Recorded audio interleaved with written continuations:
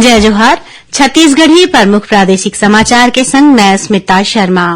भारतीय अंतरिक्ष अनुसंधान संगठन इसरो आज सतीश धवन अंतरिक्ष केंद्र श्रीहरिकोटा ले पीएसएलवी C57 के माध्यम ले आदित्य L1 उपग्रह के सफल प्रक्षेपण करेन।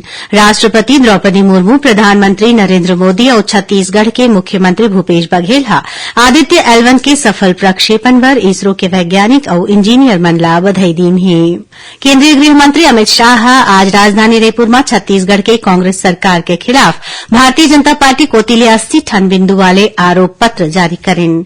श्री शाह आरोप लगाइन कि छत्तीसगढ़ में कांग्रेस सरकार के कार्यकाल में भ्रष्टाचार, अत्याचार, घपला, घोटाला के संगे धर्मांतरण के मामला और माई लोगिन मन के खिलाफ अपराध बढ़े है।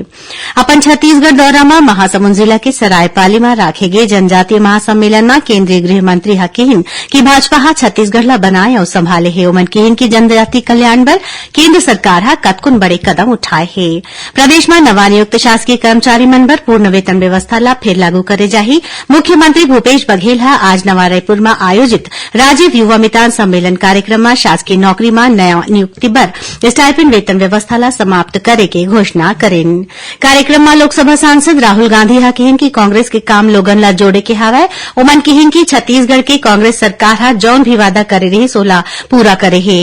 राष्ट्रपति द्रौपदी मुर्मू अपन छत्तीसगढ़ दौरा में काली रायपुर के राजभवन में विशेष संरक्षित जनजाति के विद्यार्थी और आने सदस्य मन ले मुलाकात और गोठबात करेन। कांग्रेस के राष्ट्रीय अध्यक्ष मल्लिकार्जुन खड़गे अवैया 8 सितंबर के छत्तीसगढ़ के दौरा में आवत हैं। श्री खड़गे राजनांदगांव जिला के ग्राम ठेकवा में राखे गे किसान महासम्मेलन में बोलही और मतदाता सूची में नाम जुड़वाए बर आज प्रदेश के सब्बो मतदान केंद्र मन में विशेष शिविर के आयोजन करे जाही।